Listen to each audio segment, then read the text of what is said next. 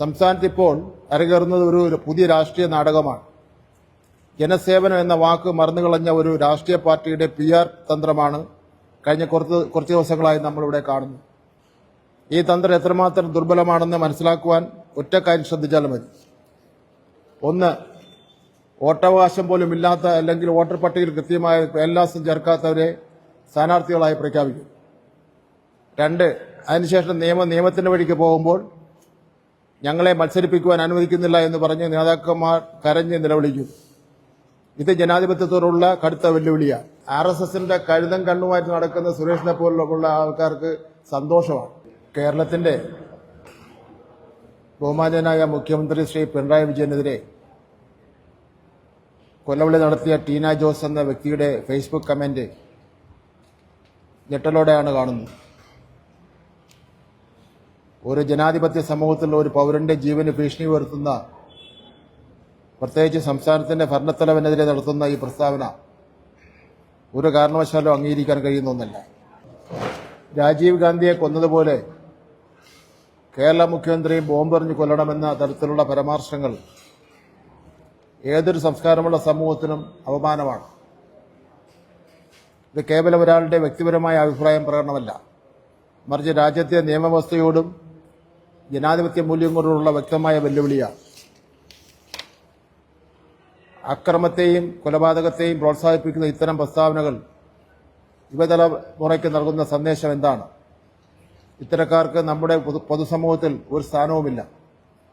അഭിഭാഷക എന്ന് സ്വയം അവകാശപ്പെടുന്ന ഒരാളാണ് നിയമത്തെ കാറ്റിൽ പറത്തി ഇത്തരമൊരു ഹീനമായ പ്രവൃത്തി ചെയ്തിരിക്കുന്നത്. ഇത് നിയമരംഗത്തിന് തന്നെ നാണക്കേടാണ്. ഈ വ്യക്തി 2020യുടെ കടുത്ത പ്രചാരകയാണെന്നും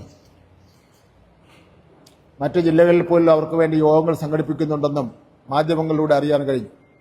2020 പോലുള്ള ഒരു രാഷ്ട്രീയ പ്രസ്ഥാനം ഈ വിഷയത്തിൽ അവരുടെ നിലപാട് അടിയന്തരമായി വ്യക്തമാക്കണം.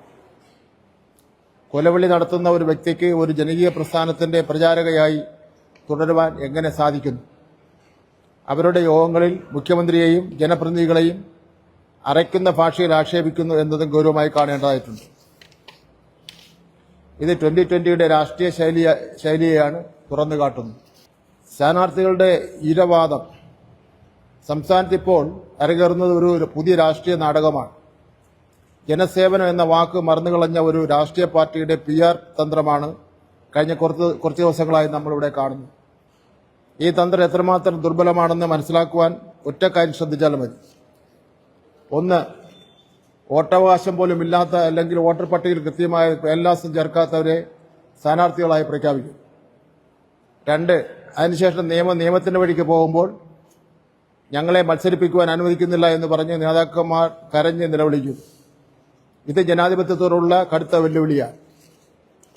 ഇവിടുത്തെ നിയമങ്ങളെയും തെരഞ്ഞെടുപ്പ് കമ്മീഷനെയും പരിഹസിക്കുന്നതിന് തുല്യമാണ് ഈ നാടകം. തീരുമാനമെടുക്കാൻ അധികൃതർക്ക് സമയം പോലും നൽകാതെയാണ് ഈ ഇരവാദം. ജനങ്ങളുടെ മുന്നിൽ വിശ്വാസ്യതയോടെ നിൽക്കാൻ കഴിവില്ലാത്തതുകൊണ്ടാണോ കള്ളക്കഥകൾ മെനഞ്ഞ് ഇരവാദം പറഞ്ഞ് ശ്രദ്ധ പിടിച്ചു പറ്റാൻ ശ്രമിക്കുന്നത്? ഇവർ ജനങ്ങളെ വെട്ടികളാക്കുകയാണ്. മാധ്യമങ്ങൾ ഈ കെണിയിൽ വീഴരുത്. യഥാർത്ഥ പ്രശ്നങ്ങൾ ചർച്ച ചെയ്യണം. ഈ വ്യാജ പ്രസ്ഥാനങ്ങളുടെ പിന്നിൽ രാഷ്ട്രീയ താൽപര്യങ്ങൾ ജനങ്ങൾക്ക് മുന്നിൽ തുറന്നു കാണിക്കണം. നിയമപരമായി ശരിയായ സ്ഥാനാർത്ഥികളെ നിർത്തുവാൻ പോലും ശേഷിയില്ലാത്ത ഒരു പാർട്ടി എങ്ങനെയാണ് തെരഞ്ഞെടുപ്പിൽ മത്സരിച്ച് വിജയിക്കാൻ വേണ്ടി പോകുന്നത്? വിദ്യാഭ്യാസ അവകാശ നിയമപ്രകാരം സമഗ്ര ശിക്ഷ കേരളയുടെ കുടിശ്ശികയുടെ ഗഡുവും അടക്കം 440 കോടി രൂപ ലഭ്യമാക്കണമെന്ന് ആവശ്യപ്പെട്ട് കേരളം കേന്ദ്രത്തിന് കത്തയച്ചിട്ടുണ്ട്. വിദ്യാഭ്യാസ അവകാശ നിയമപ്രകാരം സമഗ്ര ശിക്ഷ കേരളയുടെ കുടിശ്ശികയുടെ ഗഡു അടക്കം 440 കോടി രൂപ ലഭ്യമാക്കണമെന്ന് ആവശ്യപ്പെട്ട് കേരള കേന്ദ്രത്തിന് കത്ത് നൽകിയിട്ടുണ്ട്.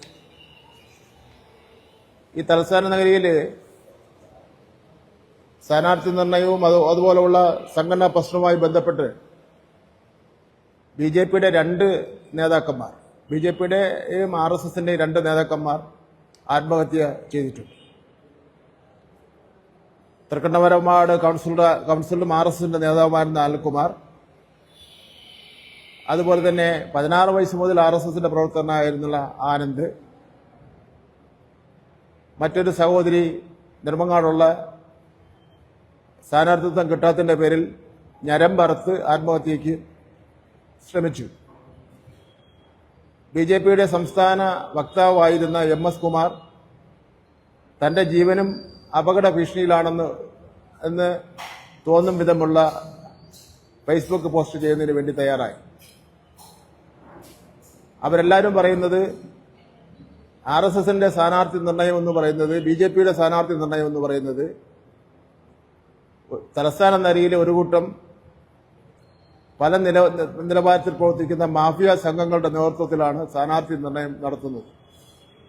യഥാർത്ഥ പാർട്ടി പ്രവർത്തകർക്ക് സ്ഥാനാർത്ഥിത്വം കൊടുക്കുന്നില്ല എന്നുള്ളതാണ്.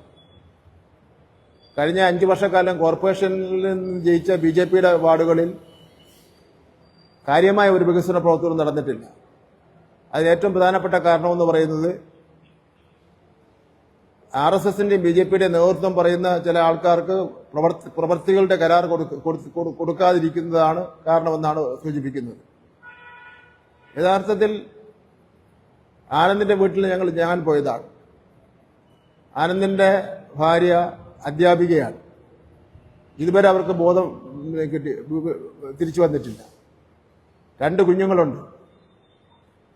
RSS BJPയുടെ സംസ്ഥാന നേതൃത്വം ഇതിനെ സംബന്ധിച്ചിടത്തോളം നിലപാട് പറയണ്ടേ? ശ്രീ ചന്ദ്രശേഖരൻ അടക്കം കത്ത് കൊടുത്തിട്ടുണ്ടെന്നാണ് അവരുടെ വീട്ടുകാർ പറയുന്നത്. തൃക്കണ്ണാപുരം വാർഡ് കൗൺസിലർ അനിൽകുമാറിന്റെ വീട്ടിൽ ചെന്ന അവസരത്തിലും ഒരുപാട് കാര്യങ്ങൾ തുറന്നു പറയുന്നതിന് വേണ്ടി അനിൽകുമാറിന്റെ ഭാര്യ തയ്യാറായി.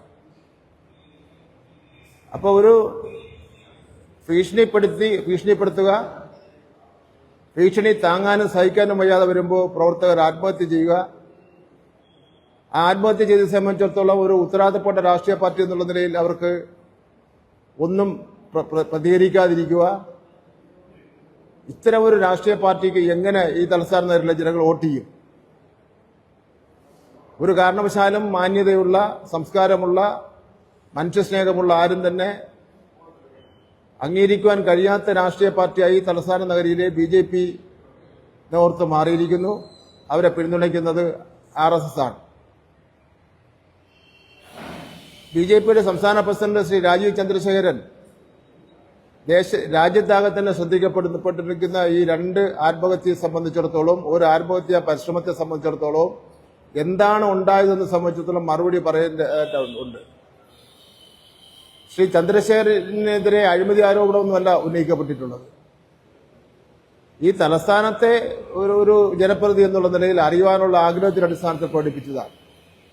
ജനങ്ങളെല്ലാം ആഗ്രഹം പ്രകടിപ്പിക്കുകയാണ് എന്താ ഉണ്ടായതെന്ന് സംബന്ധിച്ചിടത്തോളം.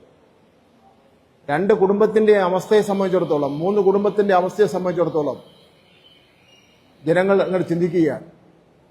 സ്ത്രീകളുടെ ഇടയിൽ ഇത് വലിയ ചർച്ചാ വിഷയമായിരിക്കുകയാണ്.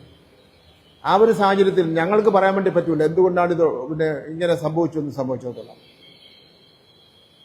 ഇപ്പോ കാര്യങ്ങൾ പുറത്തു പറയാതിരിക്കുന്നതിന് വേണ്ടി RSSന്റെ നേതൃത്വം വീട്ടുകാരെയും ഭീഷണിപ്പെടുത്തുന്നു എന്നാണ് മനസ്സിലാക്കുന്നതിന് വേണ്ടി കഴിഞ്ഞിട്ടുള്ളത്.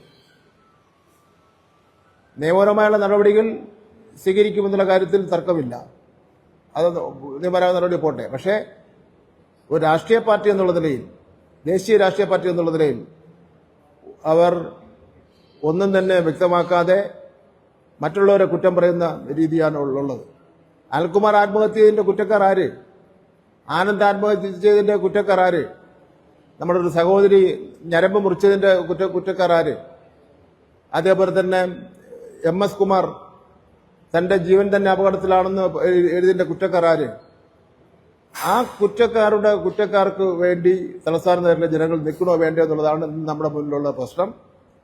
ഇത് കുറ്റക്കാരെ ഇതിന് നേതൃത്വം കൊടുത്ത് ആത്മഹത്യക്ക് വഴിതെളിച്ച ആരാണോ അവരെ എല്ലാം നിയമത്തിന് മുന്നിൽ കൊണ്ടുവരേണ്ടത് അത്യാവശ്യമാണ്.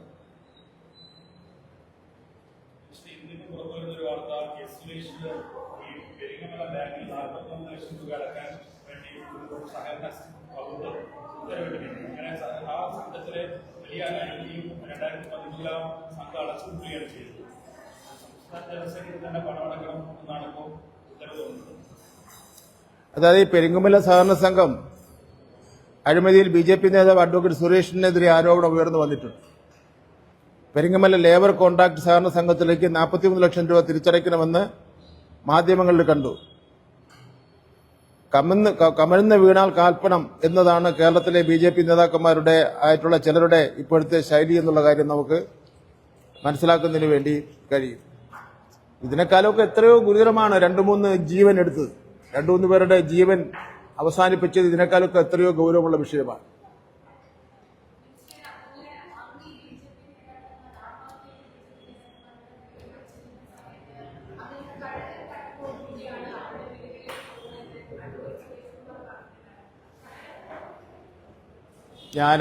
എന്റെ മണ്ഡലമാണ് ഈ ആനന്ദിന്റെ വീടെന്ന് പറയുന്നത്. എനിക്ക് ആ വീട്ടിൽ ചെന്ന് ആ കൂട്ടരെ ആശ്വസിപ്പിക്കുന്നതിന് വേണ്ടിയുള്ള മനസ്സെങ്കിലും ഉണ്ടായി. അവരുടെ ഭാര്യയെ കാണാൻ വേണ്ടി പറ്റിയില്ല, കണ്ടു. പക്ഷെ അവര് പിച്ചും പേയും പറഞ്ഞുകൊണ്ടിരിക്കുകയായിരുന്നു. സ്വന്തമായിട്ട് ഓർമ്മയില്ലാതെ ആനന്ദിന്റെ പേര് പറഞ്ഞുകൊണ്ട് ഇരിക്കുന്ന എനിക്ക് പേടി പേടി പേടി പേടി എന്നൊക്കെ പറഞ്ഞുകൊണ്ടിരിക്കുകയായിരുന്നു. 2 മക്കളെ കണ്ടു. പിറ്റേ ദിവസം രാവിലെ ഞാൻ പോയി. എന്റെ മനസാക്ഷി വളരെ വേദനിച്ചു ഇത് ആ കാഴ്ച കണ്ടപ്പോൾ. എനിക്ക് എന്റെ മനസാക്ഷിക്ക് ആ വേദന ഉണ്ടായി. പക്ഷേ RSSന്റെ കഴുതം കണ്ണുമായിട്ട് നടക്കുന്ന സുരേഷിനെ പോലുള്ള ആൾക്കാർക്ക് സന്തോഷമാണ്, ഒരു ദുഃഖവും ആ കാര്യത്തിലില്ല എന്നുള്ളതാണ്.